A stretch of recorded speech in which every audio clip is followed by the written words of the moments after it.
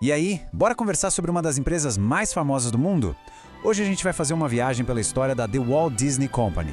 É uma jornada de um século que começa com um simples ratinho desenhado no papel e se transforma, em um império de entretenimento que praticamente todo mundo conhece. E olha, para começar, nada melhor do que ouvir as palavras do próprio criador, né? Essa frase foi dita lá na inauguração da Disneyland e no fundo ela resumiu a alma de tudo que a Disney viria a ser. Um lugar feito de sonhos, de lembranças e, claro, de uma vontade gigante de sempre inovar. É o ponto de partida perfeito para a nossa análise. O nosso papo de hoje vai seguir por 5 grandes momentos. A gente começa com o sonho de uma pessoa só. Depois vê como o Reino Mágico foi construído, passa por uma fase de crise bem séria, acompanha uma expansão inacreditável e, por fim, dá uma olhada nos desafios que um império desses enfrenta hoje em dia. Preparados? Então vamos nessa! Bom, no começo de tudo tinha um homem. E a primeira parte da nossa história é justamente sobre a visão e a teimosia de Walter Elias Disney. A trajetória do Walt no começo é cheia de altos e baixos, sabe? Em 1928, ele levou um baque enorme ao perder os direitos de um personagem que fazia sucesso, o Coelho Oswald. Mas, daquela perda, nasceu o Mickey Mouse. E a estreia dele em Steamboat Willie foi uma verdadeira revolução. Foi o primeiro desenho com um som totalmente sincronizado. Ou seja, a música e os barulhos casavam direitinho com a imagem. Ninguém tinha feito isso daquele jeito antes. Anos depois, em 1937, o Walt apostou todas as fichas em Branca de Neve. Muita gente em Hollywood dizia que era a loucura do Disney, mas o filme foi um sucesso absurdo e deu início à era de ouro da animação. Com um sucesso no cinema garantido, a cabeça do Walt não parava. A nova ambição dele era criar um lugar onde as histórias saíssem da tela e se tornassem reais. E sabe de onde veio a ideia da Disneyland? De uma coisa super simples do dia a dia. Walt ficava vendo as filhas dele brincando nos parques e percebeu que os pais só ficavam ali, sentados, olhando de longe. Ele sonhou com um lugar onde todo mundo, pais e filhos, pudessem se divertir de verdade, juntos. Foi essa ideia que começou uma revolução no mundo do entretenimento. Agora, olha que curioso, o dia que era para ser o mais mágico da Terra foi na verdade um desastre completo. A inauguração, que foi transmitida ao vivo pela TV, ficou conhecida como Domingo Negro. Tinha gente demais com ingresso falso, faltou água potável num calor de 38 graus e o asfalto novinho estava derretendo e prendendo os sapatos das pessoas. Foi um caos. Mas isso mostra uma coisa impressionante, a capacidade da empresa de se reerguer. Apesar do começo desastroso, eles consertaram tudo rapidinho e o parque virou o sucesso que a gente conhece. O sucesso da Disneyland na Califórnia trouxe um problema. Faltava espaço para crescer. O Walt aprendeu a lição. Para o próximo grande projeto, ele foi muito mais esperto. Ele começou a comprar enormes áreas de pântano na Flórida. Tudo em segredo, usando empresas de fachada para ninguém desconfiar. No total, ele comprou mais de 110 quilômetros quadrados. Para se ter uma ideia, é o dobro do tamanho da ilha de Manhattan. Tudo isso para garantir que o projeto Flórida dele tivesse espaço para qualquer ideia maluca que viesse pela frente.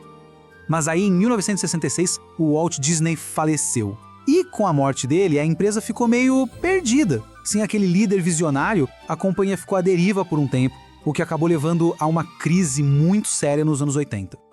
E esse gráfico aqui mostra bem o tamanho do problema. Dá uma olhada, 80% da grana da Disney vinha dos parques. O coração da empresa, que sempre foi a animação, estava quase parando de bater. Os filmes da época não faziam sucesso e a companhia ficou dependendo demais de uma única coisa. A magia parecia que estava acabando. Foi aí que veio a grande virada. A nova chefia entendeu uma coisa fundamental. Para Disney ser a Disney, a animação tinha que ser a estrela de novo. Eles voltaram a investir pesado no estúdio, e o resultado foi um período incrível que ficou conhecido como o renascimento da Disney. Filmes como A Pequena Sereia, Aladdin e O Rei Leão não só salvaram a animação, mas apresentaram a Disney para toda uma nova geração. E o resultado disso tudo em dinheiro? Bom, é de cair o queixo.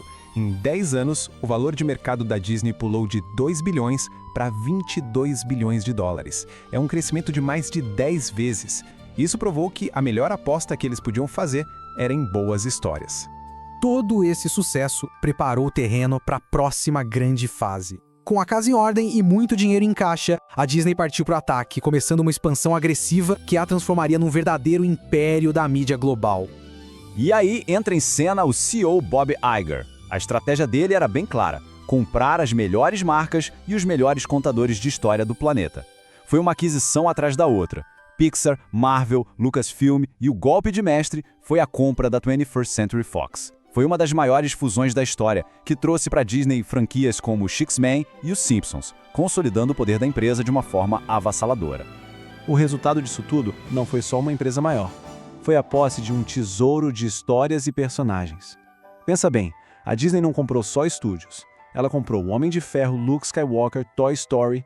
Basicamente, eles se tornaram donos de uma parte enorme da nossa cultura pop, o que deu a eles um poder de mercado e uma relevância cultural que ninguém mais tem.